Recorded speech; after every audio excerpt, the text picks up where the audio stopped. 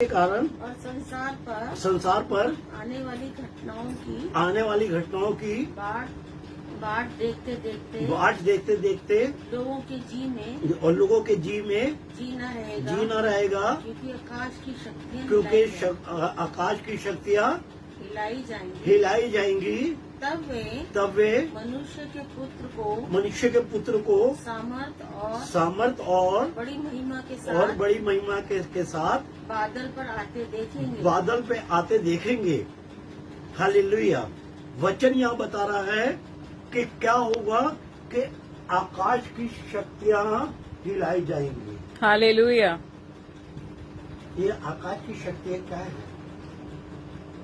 ये तमाम चांद, तारे, सूरज, ये क्या है? हर एक चीज को परमेश्वर का पुत्र प्रभु यीशु मसीह अपनी सामर्थ्य से हिलाएगा और लोग क्या करेंगे? इसको देखकर ना घबराएंगे। हालेलुया।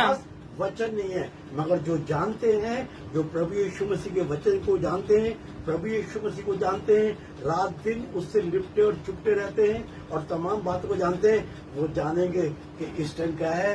प्रभु यीशु मसीह की आमद नजदीक है। हालेलुया, आमीन। लोग साइंस और उसकी बात कर रहे हैं कि क्या हो रहा है कि ये जो ग्लोबल वार्मिंग चल रही है, ये क्या है? ये हजारों साल पहले इसका जिक्र हुआ है। हालेलुया। समझ रहे आप? ये हमारे लिए नई बात नहीं है। वातावरण जो चरमरा रहा है कि अक्टूबर के महीने में भी एसी और कूलर चला के हम सो रहे हैं, जो कि क्या होता था कि कभी शाम के टाइम चादर और शॉल ओढ़कर हम लोग बाहर निकला करते थे। ये क्या है? ये सब प्रभु यीशु मसीह के आने की खबर है। हालेलुया, आमीन। ये प्रभु यीशु मसीह के आने की खबर है। इसलिए बड़ा जरूरी है मेरे बहनों भाइयों कि हम इस बात में तैयार रहें।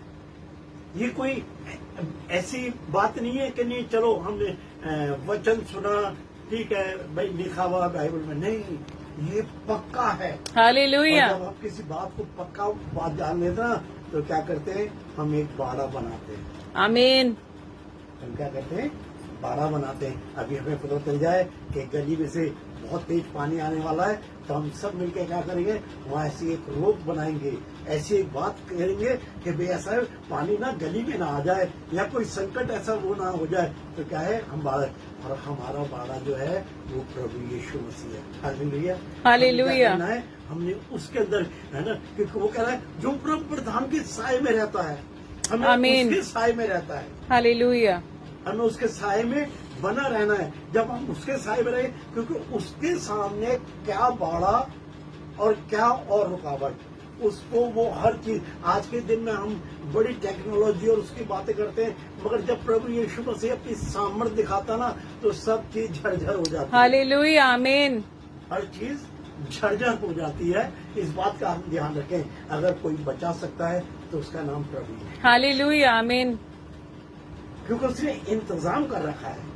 उसने कहा मैं जाता हूँ और तुम्हारे लिए एक सहायक छोड़ के जाता हूँ जो तुम्हें समझाएगा और सिखाएगा। आमीन। अर्थात पवित्र आत्मा। हमें हमेशा उसके आत्मा में अपने आप को रखना है, अपने आप को बताना है कि प्रभु तो अपने आत्मा की सामर्थ्य से प्रभु हमें बता और समझा, हमें बता कि हमें किस तरीके से अपने जीवन को बिताना है। हालेलुया। किस तरीके से प्रभु तेरे आने की बाट जोड़ी है, क्योंकि आने की बाट तो आज वचन सुन रहे हम, वो 10 कुआरी भी देख रही थी।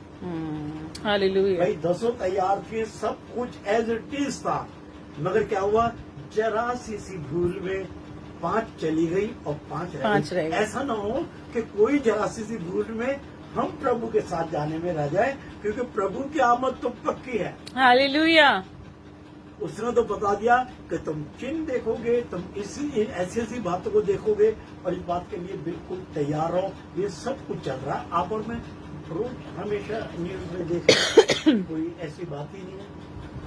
हर रोज देखते कभी कहीं बाढ़ आ रही है। हमारे देश में अभी तक आज हम देख रहे थे, वो जयपुर में और कहीं पर बुरी हालत हुई हुई है, राजस्थान के अंदर, है ना। तो कहने की बात ये जो है, ये एक अचानक बात नहीं है। हालेलुया। प्रभु परमेश्वर का वचन है। या उसने कहा आसमान और जमीन टल सकती है, मगर मेरा वचन कभी नहीं टल सकता। आमीन। इसलिए हमें प्रभु के वचन में बने रहना। हम